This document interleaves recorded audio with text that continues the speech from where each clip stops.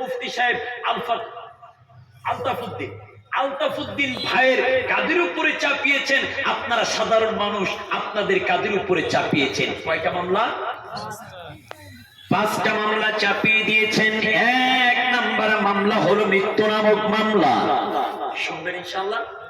2 number কবর নামক মামলা, 3 নাম্বার মিজান নামক মামলা, 4 নাম্বার হাসর নামক মামলা, আর 5 নাম্বার আখিরাত নামক মামলা। চলেন না 1 নাম্বার পয়েন্টের কাছে চলে যাই। 1 নাম্বার হলো মৃত্যু নামক মামলা।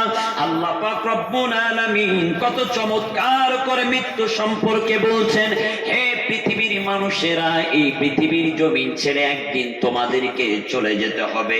কুল্লু নাফসিন যায়িকাতুল মাউত সুম্মা ইলাইনা তুরজাউন।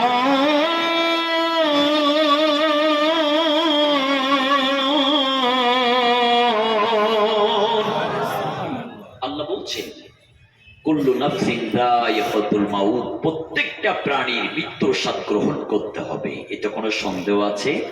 তারপরে আবার আল্লাহর কাছে ফিরে যেতে হবে। আপনার আমার সুঠাম দেহ, সুন্দর শরীর দেহ থেকে জানটা রূহটা কবজ করার জন্য একজন ফেরেশতা নির্ধারণ করে রেখেছেন। তিনি কে? আল্লাহ পাক রব্বুল আলামিন আপনার আমার সুঠাম দেহ থেকে, সুন্দর শরীর থেকে জানটা বের করবার জন্য নির্ধারণ করে রেখেছেন ফেরেশতা। আল্লাহ পাক রব্বুল আলামিন জানিয়ে দিয়েছেন, কুল ইয়াতাওয়াফাকুম মালাকুল মাউতিল্লাযী উকিলা বিকুম সুম্মা ইলা রাব্বিকুম তুরজাউন।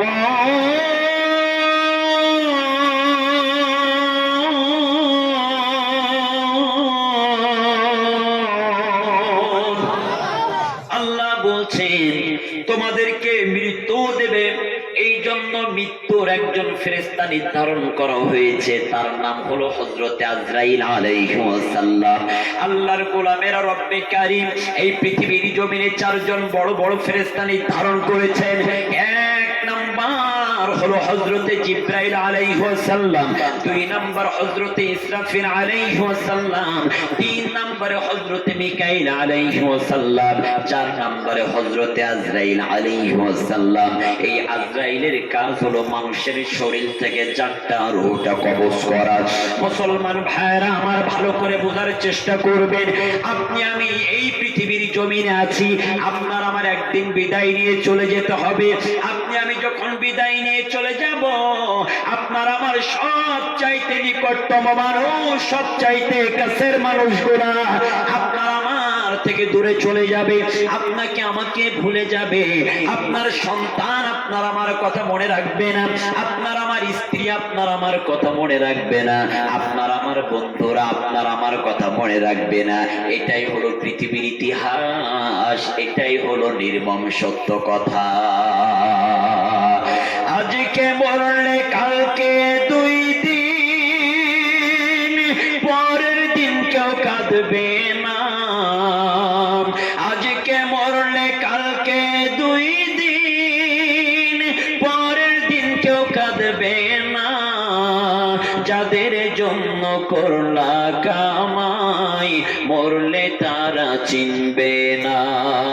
যাদের জন্য করলা কামাই, মরলে তারা চিনবে না।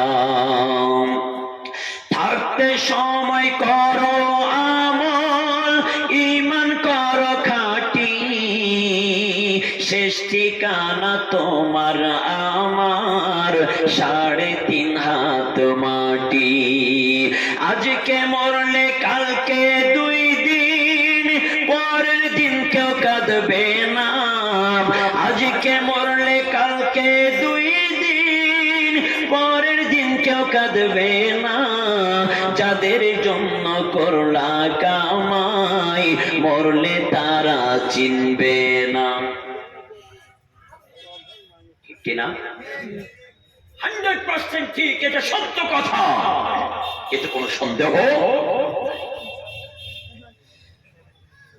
আল্লাহ পাক রব্বুল আলামিন বলছেন, গোলাম এই পৃথিবীর জমিন ছেড়ে একদিন অবশ্যই বিদায় নিয়ে চলে যেতে হবে। যখন বিদায় নিয়ে চলে যাবা, এই মাটি থেকে আমি রব্বে কারীম আবার তোমাদেরকে উত্তোলন করব। কারণ উত্তোলন করে আমি তোমাদেরকে হাসরের ময়দানে উঠাইতে চাই। আল্লাহ বলছেন আমি ওই দিন উত্তোলন করব। ইযা যুলজিলাতিল আরদু জিলজালাহা ওয়া আখরাজাতিল আরদু আসকালাহা, যখন গোটা পৃথিবীর জমিনটা একেবারে লন্ডভন্ড হয়ে যাবে, গোটা পৃথিবীর জমিনটা একেবারে যখন ভূকম্পন সৃষ্টি হয়ে যাবে, আল্লাহ পাক রব্বুল আলামিন আপনাকে আমাকে মাটি থেকে উত্তোলন করবেন। তাহলে বোঝা গেল মিনহা খলাকনাকুম وفيها نعيدكم ومنها نخرجكم تارة أخرى। আল্লাহ বলছেন আমি তোমাদেরকে মাটি থেকে মাটি দিয়ে সৃষ্টি করেছি, আবার ওই মাটির মধ্যে তোমাদেরকে মিশিয়ে দেওয়া হবে, আবার ওই মাটি থেকে উত্তোলন করব। এখন জানতে চাই আপনার আমার আল্লাহর ক্ষমতা আছে না নাই ওই মাটি থেকে মরা মানুষগুলাকে জিন্দা করা? ওর মানুষগুলোকে চিন্তা করার সভ্য ক্ষমতা আমার আল্লাহ আছে, এতে কোনো সন্দেহ আছে? চলেন না প্রমাণ দিই। আল্লাহর পয়গম্বর মুসলিম জাহানের জাতির পিতা হযরত ইব্রাহিম খলিলুল্লাহ, তিনি একদিন আল্লাহর কাছে আরজি পেশ করেছেন, বায়না করেছেন, আয় আল্লাহ তাআলা, আপনি তো গোটা পৃথিবীর মানুষগুলা শরীরের মধ্যে জান দিয়েছেন, রূহ দিয়েছেন, আবার এই রূহগুলো কবজ করে মরা মানুষের উপকৃত করবেন, আবার বলছেন এই মরা মানুষগুলোকে আপনি চিন্তা করবেন, এটা কিভাবে সম্ভব? আল্লাহ ডাক দিয়ে বলছেন, ইব্রাহিম, ও পয়গম্বর ইব্রাহিম, কেন আমি যেটা পারি তোমার কি বিশ্বাস হয় না? সুবহানাল্লাহ বলেন। ইব্রাহিম আলাইহিস সালাম বলছেন, আল্লাহ কেন বিশ্বাস হবে না? অবশ্যই বিশ্বাস হয়, কিন্তু আমি আপনার পয়গম্বর, আমি যদি আমার চামড়ার চোখ দিয়ে এই দৃশ্যখানা দেখতে পারতাম তাহলে অনেক বেশি ভালো হতো। আল্লাহ বলছেন, ইব্রাহিম তুমি তোমার চামড়ার চোখ দিয়ে দেখতে চাও, তাহলে আর দেরি করো না, চারটা পাখি ধরো, সুন্দর করে পোষ মানাও। ইব্রাহিম আলাইহিস সালাম এবার চারটা পাখি ধরলেন, সুন্দর করে পোষ মানালেন। আল্লাহ বলছেন এবার চারটা পাখি ধরে জবাই করো। চারটা পাখি ধরে জবাই করা হলো। আল্লাহ বলছেন এবার চারটা পাখির কল্লাগুলো আলাদা করো, দেহ থেকে কল্লাগুলো আলাদা করো, তাদের ডানাগুলো আলাদা করো, পাগুলো আলাদা করো, দিল কলিজা আলাদা করো, হাড় হাড়কে আলাদা করো, চক্ষুগুলো আলাদা করো। ইব্রাহিম আলাইহিস সালাম সেটাই করলেন। আল্লাহ বলছেন, ও ইব্রাহিম আর দেরি করো না, এই চারটা পাখির গোস্তের টুকরা খণ্ডগুলো চারটা পাহাড়ের পাদদেশে ছড়িয়ে ছিটিয়ে দাও। ইব্রাহিম আলাইহিস সালাম সেটাই করলেন। ইব্রাহিম আলাইহিস সালাম করার পরে আল্লাহ বলছে, কুম বিইজনিল্লাহ বলে ডাক দাও। ইব্রাহিম আলাইহিস সালাম ডাক দিতে দেরি, ওই চারটা পাখির প্রত্যেকটা পাখির কল্লার জায়গায় কল্লা, ডানার জায়গায় ডানা, পায়ের জায়গায় পা, চোখের জায়গায় চোখ, একেবারে সব জায়গায় সেট হয়ে আল্লাহর পয়গম্বর ইব্রাহিম আলাইহিস সালামের সামনে জিন্দা হয়ে হাজির হয়ে উড়া আরম্ভ করে দিলেন।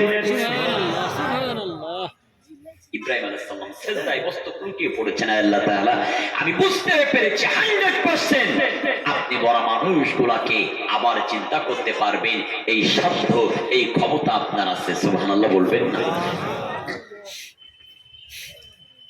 আল্লাহ পাক রব্বুল আলামিন জিন্দা মানুষগুলোকে মরা মানুষে রূপান্তরিত করবেন, আবার ওই মরা মানুষগুলোকে জিন্দা মানুষে রূপান্তরিত করবেন। কারণ আপনার আমার হায়াতের মালিক কে? আবার মৌতের মালিক কে? আল্লাযী খালাকাল মাউতা ওয়াল হায়াতা লিয়াবলুয়াকুম আইয়ুহসানু আমালা ওয়া হুয়াল আজিজুল হাকীম।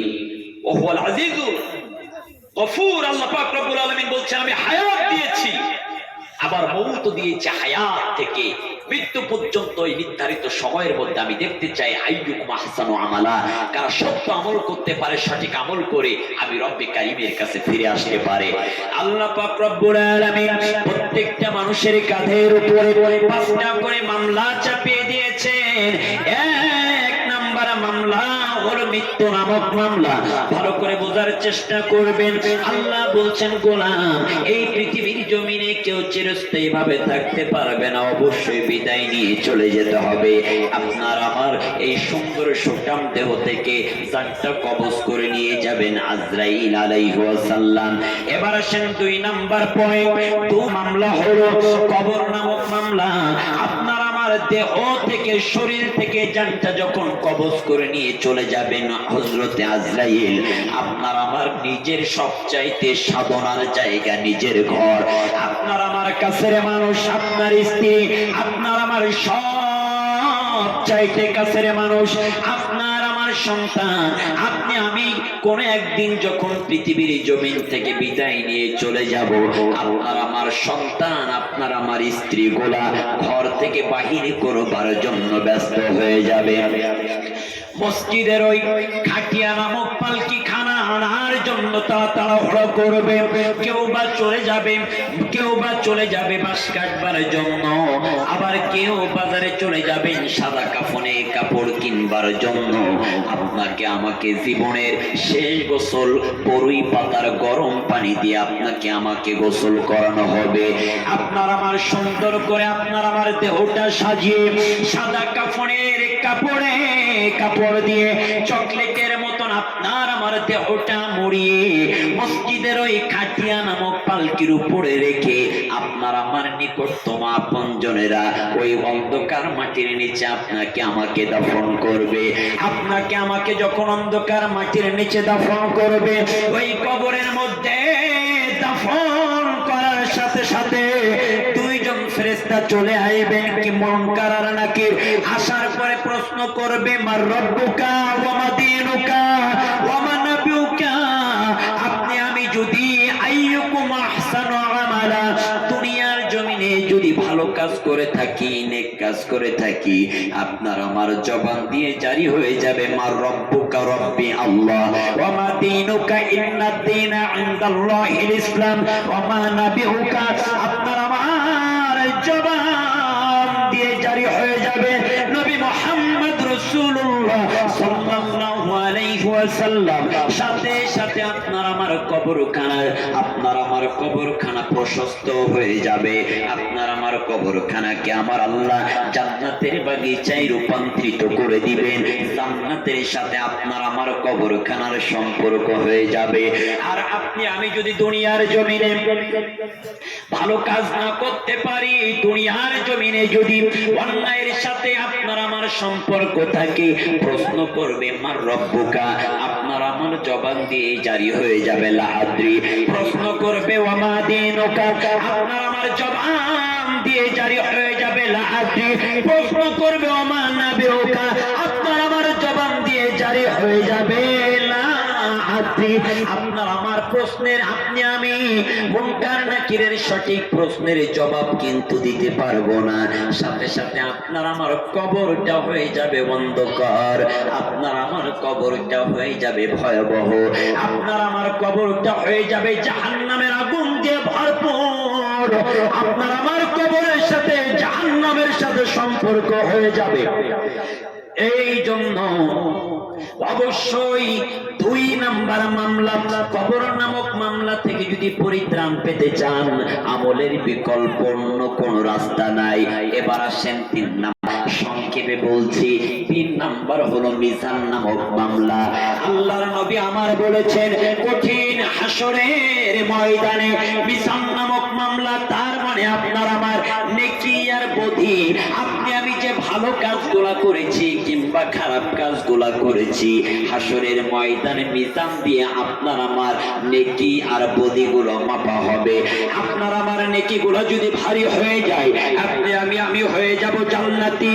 আর আপনার আমার নেকি যদি, আপনার আমার নেকির পাল্লা যদি হালকা হয়ে যায়, আপনি আমি হয়ে যাব জাহান্নামী।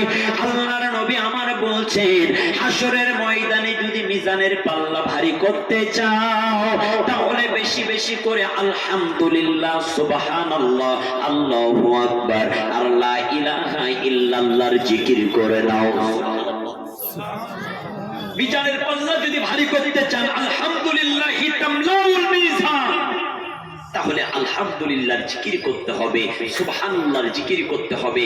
আল্লাহ রাসূল বলেছেন বাইনাস সামাওয়াতি ওয়াল আরদ, আসমানের নিচে আর জমিনের উপরে যদি কোনো ব্যক্তি একবার সুবহানাল্লাহ, আলহামদুলিল্লাহ, লা ইলাহা ইল্লাল্লাহ বলে, আসমানের নিচ থেকে জমিনের উপরিভাগ পর্যন্ত যত ফাঁকা জায়গাগুলো থাকবে সমস্ত ফাঁকা জায়গাগুলো সওয়াবে পরিপূর্ণ হয়ে যাবে। যারা সুবহানাল্লাহ, আল্লাহু আকবার বলেন নাই তারা মনে হয় খুশি হতে পারেন নাই। আপনাদের সওয়াবের দরকার আছে ভাই, যাদের সওয়াবের দরকার আছে একটু আওয়াজ দিয়ে বলে আল্লাহু আকবার, সুবহানাল্লাহ,